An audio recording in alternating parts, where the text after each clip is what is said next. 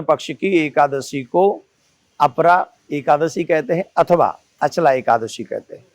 युधिष्ठिर के पूछने पर भगवान श्याम सुंदर ने कहा, राजन, अपरा एकादशी का बहुत बड़ा महात्म है।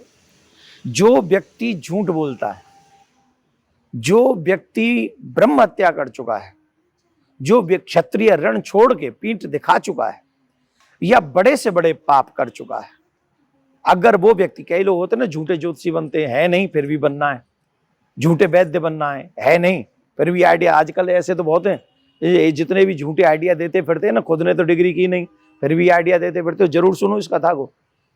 पाप है ये भी, बिना ज्ञान के जानकारी बांटना ही पाप है। तो जो ऐसे ऐसे झूठ करते बोलते हैं, लोगों को भ्रमित करते हैं, कई जीवन में बड़े अपराध कर चुके हैं, पर स्त्री गमन पर पुरुष गमन कर चुके हैं, अगर ऐसे लोग भी अपरा एकादशी का व्रत करेंगे तो अपरा एकादशी का बहुत बहुत बहुत बड़ा फल है। इस एकादशी के व्रत में भगवान त्रिविक्रम की पूजा की जाती है। वही नियम है, प्रातः ब्रह्म मुहूर्त में उठना है और स्नान करना है, संकल्प करना है, सत्य बोलना है, ब्रह्मचर्य का पालन करना है, जागरण करना है, अधिक खाना नहीं है। ये 13 तारीख को हम लोग 13 मई को इस व्रत को करेंगे, लेकिन इसकी कथा जरूर सुननी चाहिए। हमारे यहाँ प्रॉब्लम यह है कि हम व्रत करते हैं, कथा नहीं सुनते, कथा नहीं सुनते उसका पुण्य नहीं मिलता है। तो सुनो, इसकी एक प्रचलित कथा है जो पुराणों में आती है। प्राचीन काल में महिध्वज नाम के धर्मात्मा राजा हुआ करते थे। उनका छोटा भाई था वज्रध्वज, और वो बड़ा ही क्रूर था, बहुत बहुत ज्यादा क्रूर था, और वो अपने भाई से जलता था।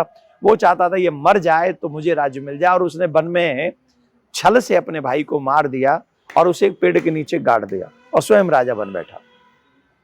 अब क्योंकि वो अकाल मृत्यु थी तो अकाल मृत्यु के कारण वो प्रेत बना। तो एक बार एक संत वहां होके निकले, और उन ऋषि का नाम था धौम्य ऋषि। तो धौम्य ऋषि जब वहां होके निकले तो उनको पता चल गया कि यहाँ पर एक प्रेत है। तो उन्होंने उसको उतारा अपने योग बल से, नीचे बुलाया और फिर समझा, और फिर उन्होंने कहा कि अगर तुम इस प्रेत योनि से मुक्त होना चाहते हो तो, जो ध्यान से सुने, जिनके पितृ भी प्रेत योनि में हो तो उन्हें भी बड़ी निष्ठा से इस एकादशी का व्रत करना चाहिए। ऋषि ने ये व्रत किया, अपरा एकादशी का व्रत किया, और अपरा एकादशी का व्रत का जो पुण्य था वो उस राजा को दे दिया, और राजा तत्क्षण मुक्त हो गया।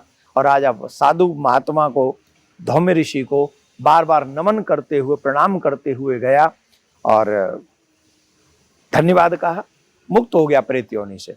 तो 13 मई को हम अपरा एकादशी का व्रत करेंगे। पारायण 14 तारीख को करेंगे। पारायण का जो समय है वो है सुबह 5:36 से 7:45 तक। मेरा एक और निवेदन है आप सबसे, इस वीडियो को ज्यादा से ज्यादा शेयर करना। और वो इसलिए शेयर, देखो हमारे चेला लोग ना बहुत आलसी हो गए, वैष्णव लोग आलसी हो गए। अब क्या करते हैं, कथा भी आधी अधूरी सुनते हैं, यूं यूं यूं कर करके सुनते नहीं। पूरे दिन तो एकादशी हो तो कथा सुननी ही चाहिए।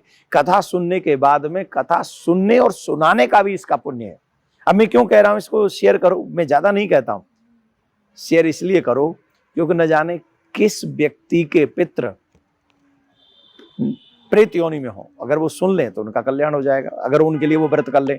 एक और बात, झूठ तो सब बोल रहे हैं, और किस किस प्रकार का झूठ बोल रहे हैं पूछो नहीं। तो आपके शेयर अगर उन्हें समझ में आ जाए और वो व्रत कर लें तो उन मनुष्यों को, सनातनियों को भी आप पाप मुक्त कर देंगे। इसलिए कथा को, इसलिए इस वीडियो को ज्यादा शेयर करना चाहिए। आप सबको प्रिया कांजू मन क्रम वचन से हम उनसे प्रार्थना करते हैं, सुख दे, समृद्धि दे, यश दे, वैभव दे, संतान दे, वंश बढ़ता रहे। जब तक गंगा जमुना रहे तब तक आपके वंश की वृद्धि होती रहे। राधे राधे।